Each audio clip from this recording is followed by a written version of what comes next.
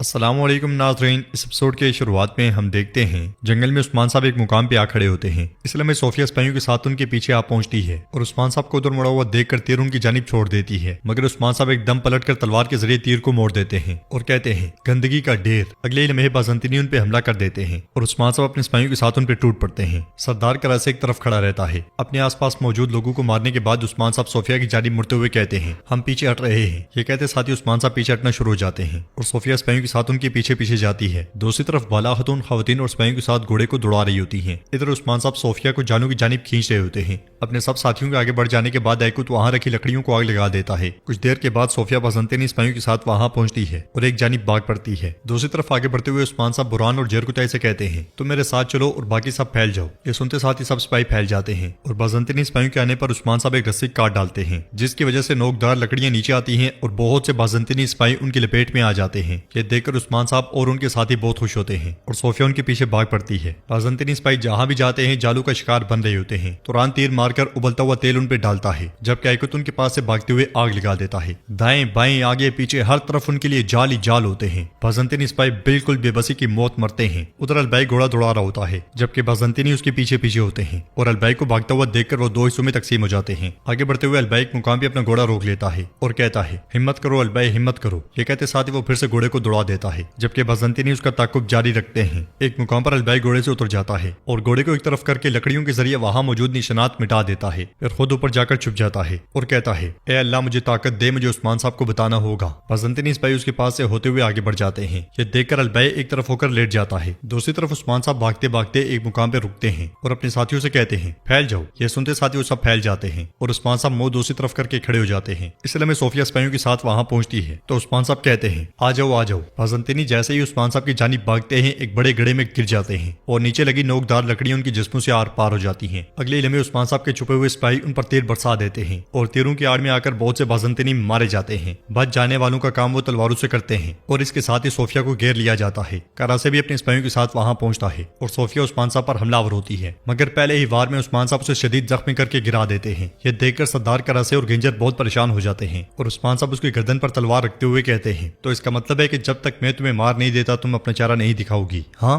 میری طرف دیکھو، میری قوم اور میری ریاست پر جو بھی تسلط قائم کرنے کی کوشش کرے گا اسے نہ تو جینے کا حق حاصل ہے نہ ہی سانس لینے کا۔ یہ کہتے ساتھ ہی عثمان صاحب تلوار اس کے پیٹ سے آر پار کر دیتے ہیں۔ حیرانگی میں سردار کراسے کا منہ لٹک جاتا ہے، مگر جب عثمان صاحب وہ چہرہ عیاں کرتے ہیں تو وہ صوفیہ نہیں ہوتی، مگر عثمان صاحب ایسا ہی سمجھتے ہیں کہ یہی وہ خاتون تھی، اس لیے وہ نفرت سے اسے پھینک دیتے ہیں۔ کچھ دیر کے بعد یوسف کہتا ہے حضور یہ وہ عورت نہیں ہے، یہ بالکل وہ نہیں ہے جس نے ہمیں اغوا کیا تھا۔ عثمان صاحب حیرانگی سے کہتے ہیں کیا یہ کیسے ہو سکتا ہے؟ ادھر لوکاس آگے بڑھتے ہوئے کہتا ہے ابھی تک وہ کہاں ہیں؟ کیا انہیں حملے کے بارے میں خبر نہیں پہنچی؟ اس لیے صوفیہ وہاں پہنچتی ہے اور وہ خوش ہوتے ہوئے کہتی ہے بالا اور اس کی بہویں آ رہی ہیں۔ یہ کہتے ساتھ ہی وہ گھوڑے سے اتر جاتی ہے۔ لوکاس پوچھتا ہے عثمان کا کیا ہوگا؟ تو صوفیہ کہتی ہے عثمان کا خیال ہے کہ اس نے مجھے پکڑ لیا ہے۔ اس پر لوکاس کہتا ہے جب اس عورت کا نقاب اترے گا تو وہ سمجھ جائے گا کہ وہ خود شکار بن گیا ہے، میں اس وقت اسے دیکھنا چاہتا تھا۔ صوفیہ کہتی ہے لوکاس آج میں شکاری ہوں، آج کا دن عثمان کے لیے سیاہ دن ہوگا، بالا ہولوفیرا اور گونچا میں ان سب کو مار ڈالوں گی۔ ادھر بالا ہتن مسلسل آگے بڑھ رہی ہوتی ہیں۔ دوسری طرف جنگل میں البائی آگ جلائے بیٹھا ہوتا ہے اور کہتا ہے میرے اللہ مجھے طاقت دے۔ وہ لکڑی منہ میں رکھتا ہے اور خنجر کے ذریعے زخم داغ دیتا ہے، پھر اگلے لمحے گھوڑے پر سوار ہو کر روانہ ہو جاتا ہے۔ ادھر عرفان عثمان صاحب سے کہتا ہے اس کا مطلب ہے کہ اس نے اس کے بجائے کسی اور کو بھیجا، وہ جانتی تھی کہ ہم نے اس کے لیے جال بچھایا ہے، اس نے ہمیں دھوکہ دیا۔ جیرکتائی کہتا ہے ٹھیک ہے لیکن اس عورت کو کیسے پتا چلا کہ ہم نے اس کے لیے جال بچھائے ہیں؟ کچھ دیر سوچنے کے بعد عثمان صاحب کہتے ہیں کراسے بے ہم بلا شبہ جانتے تھے کہ آپ کافروں کو یہاں لے کر آئیں گے، لیکن آپ کو ہمارے منصوبے اور جال کے بارے میں کیسے خبر ملی؟ ظاہر ہے ہمارے درمیان ایک غدار ہے۔ سب لوگ ایک دوسرے کی طرف دیکھنے لگ جاتے ہیں اور عثمان صاحب جیسے ہی تلوار اٹھاتے ہیں سردار کرت سے کہتا ہے تم نے ہمیں شکار کے لیے دعوت دی اور ہمیں شرکت کا شرف حاصل ہوا، میں اس سے زیادہ نہیں جانتا، کہاں ہے تمہاری حرمت؟ تم پھر سے ہم پر الزام لگا رہے ہو۔ عثمان صاحب تلوار زمین میں گاڑتے ہوئے کہتے ہیں یہ ہے حرمت کراسے بے، اب بتائیں یہ منصوبہ کس نے بتایا؟ اس لیے میں البائی وہاں پہنچتا ہے، اسے زخمی دیکھ کر ارحان اور علاؤدین ایک دم سے اس کے پاس جاتے ہیں اور اسے پکڑ کر عثمان صاحب کے پاس لاتے ہیں۔ عثمان صاحب پوچھتے ہیں البائی یہ کیسی حالت ہے؟ تو البائی کہتا ہے حضور لوکاس اس نے ایک خطرناک منصوبہ بنایا ہے صوفیہ نامی اس عورت کے ساتھ۔ عثمان صاحب حیرانگی سے کہتے ہیں تم نے کیا نام لیا؟ کون عورت؟ البائی کہتا ہے صوفیہ حضور صوفیہ۔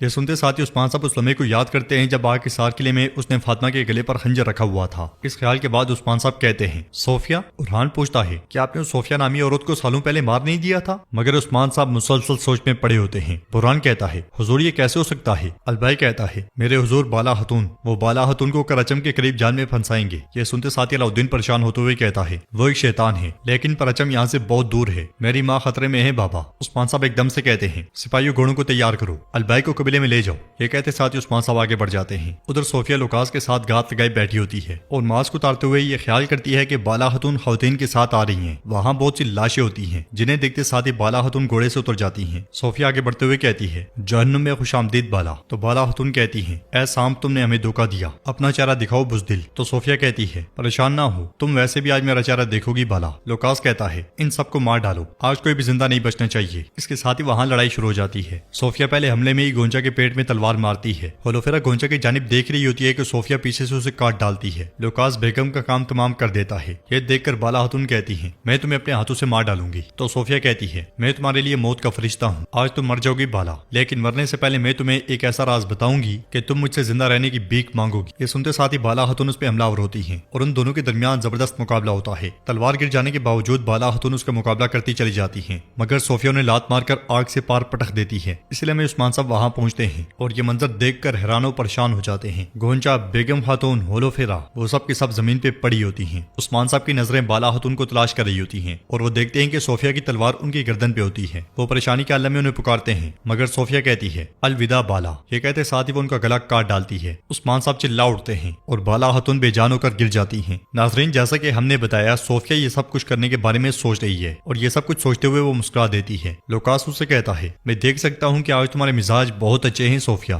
तो सोफिया कहती है लुकास मैंने इस दिन का बहुत इंतजार किया है, इसलिए मैं बाला खातून खवातीन और सिपाहियों के साथ वहाँ पहुंचती हैं। हर तरफ लाशें पड़ी होती हैं और सामान जल रहा होता है। बाला खातून तलवार बेनियाम करते हुए कहती हैं होशियार हो जाओ। इसके साथ ही वो सब घोड़ों से उतर जाते हैं। बिल्कुल वैसे ही मंजर दिखाया जा रहा होता है। सोफिया मास्क पहन लेती है और लुकास के साथ आगे बढ़ती है। फिर बाला खातून के पीछे जाकर कहती है खुशामदीद बाला। बाला खातून एकदम से खड़े होकर कहती है ये एक जाल है, मोहतात रहो। बाज़ंतीनी सिपाही भी सामने आ जाते हैं। सोफिया कहती है मामला दरमियान में ही रह गया था। बाला खातून कहती है शैतान तुमने मेरी बेटी की जान लेने की कोशिश की, इसलिए मैं तुम्हें अपने हाथों से मारूंगी। सोफिया पूछती है बाला क्या तुम अपने उस्मान के बारे में नहीं पूछोगी, वो मुझे पकड़ने गया था, ऐसा ही है ना। यह सुनकर बाला खातून मजीद परेशान हो जाती हैं और कहती हैं तुम क्या जानती हो। जवाब में सोफिया कहती है मैं हर चीज जानती हूँ बाला, मैं चाहती थी कि तुम उस्मान के साथ मरो, लेकिन आज मैं तुम्हें मार डालूंगी। बाला खातून कहती हैं तुम्हारे जैसे बुज़दिल इसी रिठाई के साथ बात करते हैं शैतान, चूंकि तुमने अपना चेहरा छुपा रखा है इसलिए तुम बुज़दिल हो, लेकिन आज तुम जहन्नुम में जाओगी। सोफिया कहती है तुम्हें जब मालूम होगा कि मैं कौन हूँ तो तुम बहुत हैरान होगी बाला। ये कहते साथ ही सोफिया सिपाहियों से कहती है हमला करो। बाला खातून भागकर सोफिया पर हमला करती हैं। उनके दरमियान जबरदस्त मुकाबला होता है। लुकास और बेगम आमने सामने आ जाते हैं। बेगम कहती है मैं अपने भाई का इंतकाम लूंगी। तो लुकास कहता है बदकिस्मती से इतनी देर जिंदा नहीं रह सकोगी। उनके दरमियान भी लड़ाई शुरू हो जाती है। बेगम भी भरपूर अंदाज में उसका मुकाबला करती है। बाकी खवातीन भी बढ़ चढ़ के लड़ती हैं और कोई भी खौफजदा दिखाई नहीं देती। लड़ते लड़ते सोफिया बाला खातून की तलवार गिरा देती है, मगर बाला खातून उसका हाथ भी पकड़ लेती है और उसका चेहरा अया करने की पूरी कोशिश करती हैं। साथ कहती हैं मुझे अपना चेहरा दिखाओ, देखते हैं कि मैं हैरान होंगी या नहीं। इसके साथ ही बाला खातून उसके चेहरे से मास्क उतार देती हैं। सोफिया को देखकर वो हैरान और परेशान हो जाती हैं। उनके मुंह से बेसाख्ता निकलता है सोफिया तुम कैसे। तो सोफिया कहती है मैं मरी नहीं हूँ बाला, लेकिन आज तुम मर जाओगी।